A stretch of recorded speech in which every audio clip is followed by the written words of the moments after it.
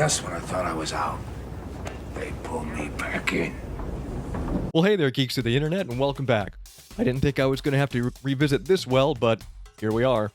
It appears that the more things change, the more they stay the same. And in this case, some of the cast of the recently canceled Acolyte have a hard time letting go. More specifically, they have a hard time letting go of the BS that they've been shoveling at the fanbase since the Acolyte began. What do I mean?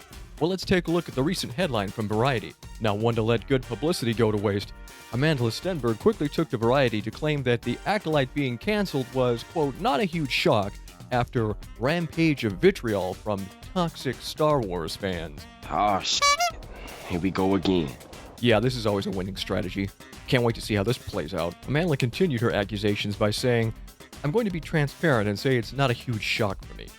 There has been a rampage of vitriol that we have faced since the show was even announced, when it was still just a concept and no one had even seen it.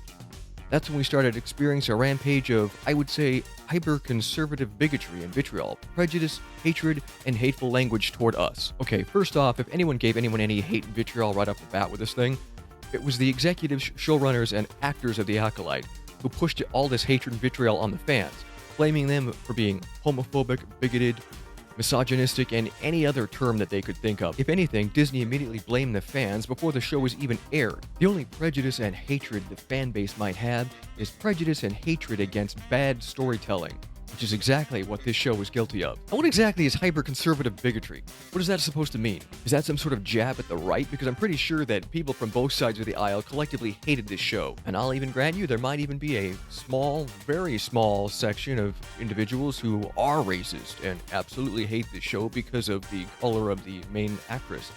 But most of us, those of us with an actual working brain in our heads, we hate this show because of its bad writing, disrespect for the fan base, and for the source material. Look, I've made my thoughts on The Acolyte pretty clear, and if you want to hear them, you can check out my video on the topic, so I'm not going to get into that right now. But what I will do is revisit this woman right here, who thinks that the fans are the reason why the show was canceled, not the fact that it was crap writing, crap acting, and just really bad television.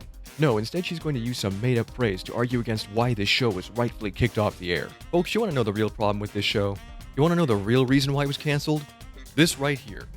Anger, vitriol, and hatred directed not by the fans, but toward the fans, from individuals like this woman right here, the lead actress of an already disliked show, reflecting her own hatred and vitriol right back at the people who simply want good storytelling and quality Star Wars. Instead, this is what we're getting. Just when we thought this was all over, we have to deal with more of it. Amandla, your show is done and dusted.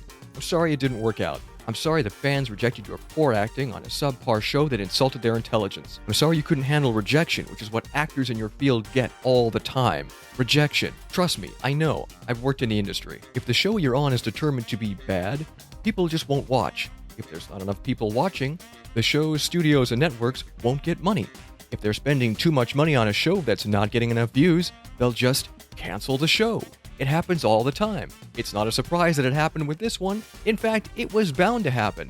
The only thing that should surprise you, Amandla, is that it continued this long. But until this kind of nonsense stops, you're going to see that happen with multiple shows.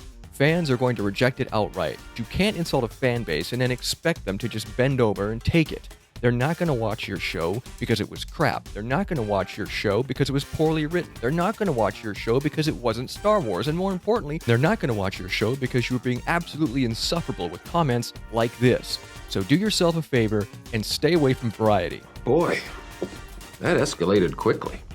Sorry about that, but that kind of BS just really grinds my gears. But what do you guys think? Am I wrong? Is she right? Did the toxic fans destroy another good Star Wars property? Or is all of this just an overblown exaggeration? Don't forget to hit that like and subscribe button and ring the bell for notifications so you get another video just like this one. And don't forget to share this video with all your friends, especially those who can't stand the Acolyte. And until next time, my fellow nerds, don't let the Amandla Stenbergs of the world get to you.